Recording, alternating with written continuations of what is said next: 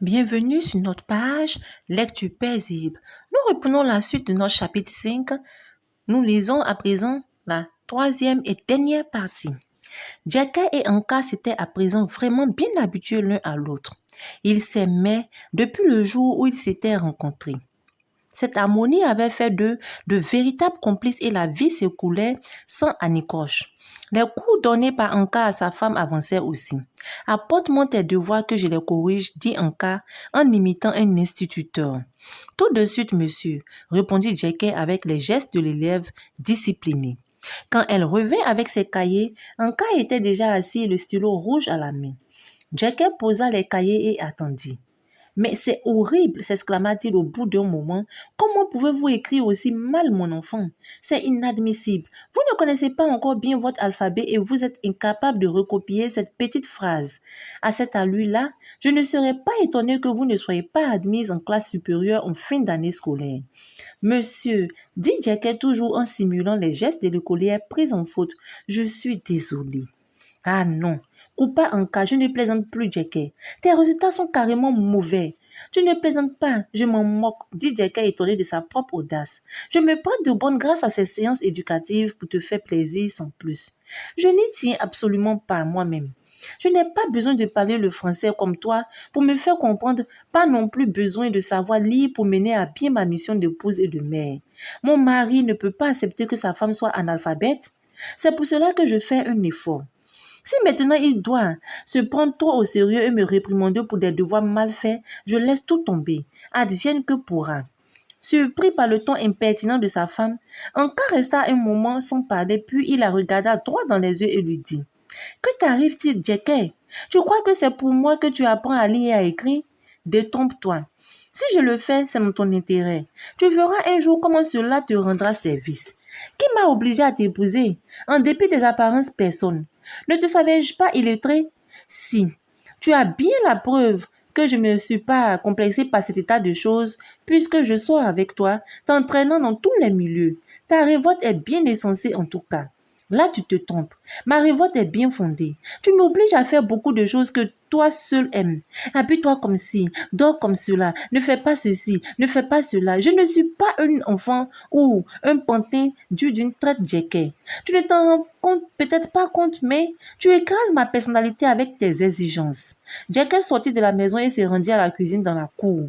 Son mari la laissa s'en aller de plus en plus étonné. Il n'avait pas un seul instant pensé qu'il étouffait sa femme.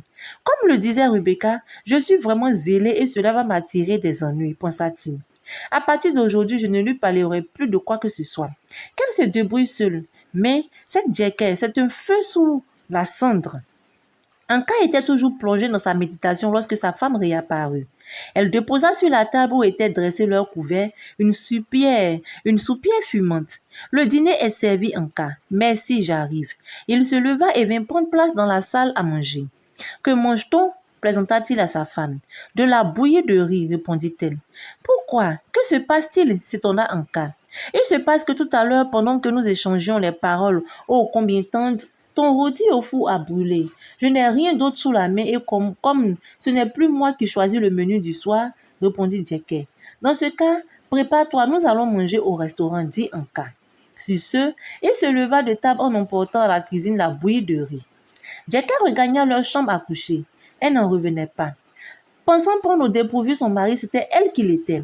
Elle s'habilla simplement, noua sur ses cheveux un foulard et revint. À quand lui prit le bras, il sortit sur la route. Si nous allions à pied, proposa Jackie, j'aimerais bien aller chez Jeans, prendre des plats à emporter et les manger à la maison. C'est une bonne idée, dit Anka à sa femme.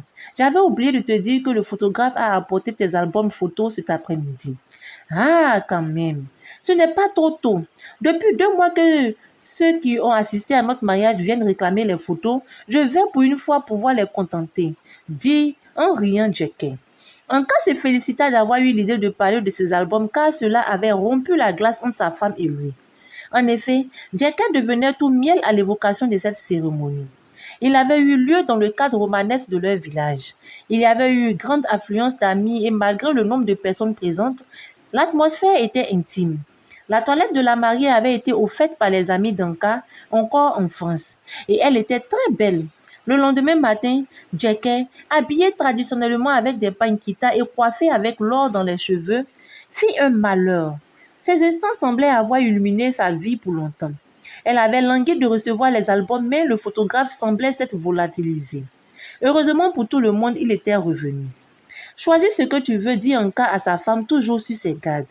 Jackie ne fit pas attention à l'expression du visage de son mari et commença à se servir. Puis, elle fit signe à son mari. Il la retrouva à la caisse où il régla les achats. Il ramassa les paquets et la précéda dans la rue. La jeune femme avait vraiment retrouvé sa bonne humeur. Elle raconta à son mari une anecdote relative à un mariage et se mit à rire aux éclats. Anka fit comme elle, quoiqu'il eût écouté cette histoire d'une oreille distraite. Il ne voulait plus contrarier sa femme, du moins plus pour aujourd'hui. Contrairement à toute attente, Jackie plia une nappe de table en quatre et la déposa par terre sur le carrelage de la salle à manger. Elle déposa les plats dessus et apporta à son mari de quoi se laver les mains. Nous mangerons avec le doigt dans le même plat, c'est plus sympa, dit-elle à son mari. Ah, tu as raison, répondit-il. Il pensait plutôt au fait qu'elle savait elle aussi imposer ses décisions aux autres et se sentait brisée quand c'était un autre qui en faisait autant avec elle.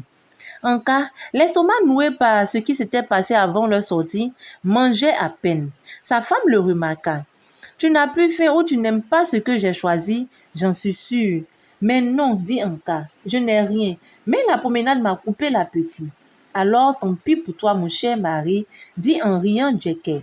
Et elle se remit à manger. Son mari était troublé par la scène qu'elle lui avait faite. Elle le savait. Elle regrettait de s'être emportée. Elle allait lui présenter des excuses avant de dormir. On lui disait qu'elle avait beaucoup de chance d'être autant aimée par un homme tel qu'Anka.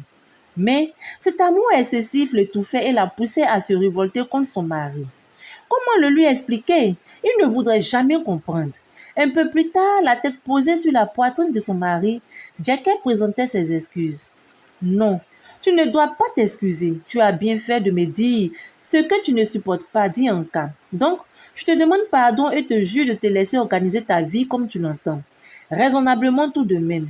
As-tu des projets là-dessus? Oui. Je voudrais m'inscrire au foyer de femmes du quartier. Je vais y suivre les cours d'alphabétisation, de puériculture, de cuisine et de couture. La jeune Aminata qui y va peut me fournir les renseignements. J'entends régner seule sur ma cuisine également. Je n'ai aucune objection à faire sur tout cela. Tu me feras la liste de ce qui te manque à la cuisine, je t'emmènerai choisir dans un magasin toi-même. Ça va? Oui, mon mari, dit Jackie.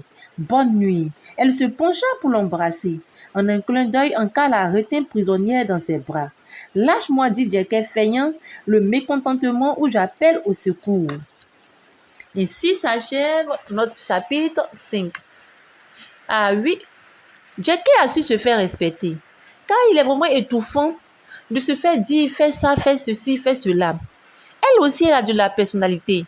Et lorsqu'on se marie, il faut avoir ses points de vue, ses prises de position. Cela est important pour toi-même, pour la femme en tout cas, pour sa propre autonomisation.